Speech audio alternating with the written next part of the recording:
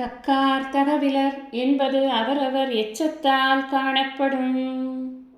இவர் தக்கார், இவர் தகவிலர் அப்படின்னா இவர் நடுவு நிலைமை உடையவர், இவர் நடுவு நிலைமை இல்லாதவர், நேர்மையானவர், நேர்மை இல்லாதவர் அப்படிங்கிறதெல்லாம் எப்படி தெரியும் அப்படின்னு சொன்னால், அவர்களுடைய மக்கள் இருக்காங்கல்ல, குழந்தைகள், அந்த குழந்தைகள் எப்படி இருக்கிறார்களோ அதை பார்த்து தெரிந்து கொள்ளலாம் அப்படின்னு சொல்கிறது இந்த குறள்.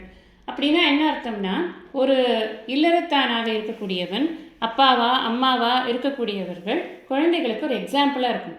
நாம் எவ்வளவு நல்லா இருக்கோமோ அது மாதிரி தான் நம்ம குழந்தைகள் இருக்கும். நாம் எவ்வளவு மட்டமாக இருக்கோமோ அதே மாதிரி தான் நம்ம குழந்தைகள் இருக்கும். ஏன்னா அவங்க நம்மளை பார்த்து தான் கற்றுக்கொள்கிறார்கள். இதுதான் இங்கே விஷயம். அதனால் ரொம்ப பொறுப்பு இருக்குது. நம்ம வீட்டில் எப்படி நடந்துக்கிறோம், எப்படி ஒரு விஷயத்தை அணுகிறோம் அப்படிங்கிறதுலாம். இதை நாம் புரிஞ்சுக்கிறதுக்கு இந்த மகாபாரதத்தில் திருதராஷ்டிரன், அப்புறம் காந்தாரி, இந்த பக்கம் பாண்டு, குந்தி, இவர்கள் 2 பேரையும் நம்ம பார்க்கலாம். இந்த பாண்டவர்கள் எவ்வளவு தர்மமாக இருக்கிறார்கள். அவர்கள் யாருக்கும் எந்த தீங்கும் செய்வதில்லை. எல்லா விஷயத்தையும் முறைப்படி செய்யணும்னு நினைக்கிறாங்க. நியாயமான ஆசைகள் தான் அவர்களுக்கு இருக்குது. இதெல்லாம் இந்த பாண்டுவுக்கும் இந்த குந்திக்கும் இருக்கக்கூடிய நல்ல குணங்களின் வெளிப்பாடாக பார்க்கப்படுகிறது. அதே சமயத்தில் இந்த கௌரவர்கள் இருக்கிறார்களே, ஒருத்தர் கூட அதில் நல்லவங்களே கிடையாது.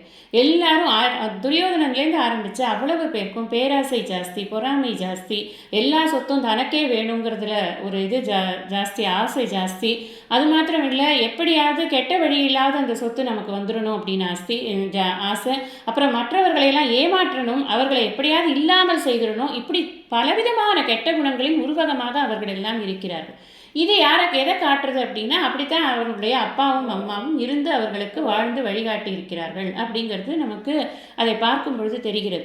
அப்படியா அவங்க அப்படித்தான் வாழ்ந்தாங்களா அப்படின்னா, அப்படி இல்லை அப்படின்னு இருந்ததுன்னு வச்சுக்கோங்களேன்.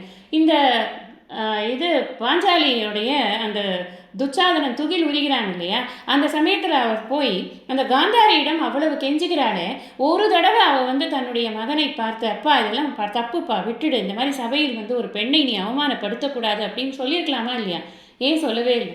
அப்போது தர்மத்தை எடுத்து சொல்வதற்கு கூட திராணி இல்லாத ஒரு பெற்றோரா அவர்கள் அப்படிங்கிறது நமக்கு கேட்கணும்னு தோன்றது இல்லையா? அதனால் நாம் எப்படி வாழறோமோ அதை பார்த்து தான் நம்முடைய குழந்தைகள் வாழ்வார்கள். ஸோ நம்ம வாழறதுல நமக்கு நிறைய தெளிவு வேண்டும் அப்படிங்கிறது இதுலேருந்து நமக்கு தெரிகிறது. தர்மமாக வாழ வேண்டும், அதுதான் ரொம்ப முக்கியம்.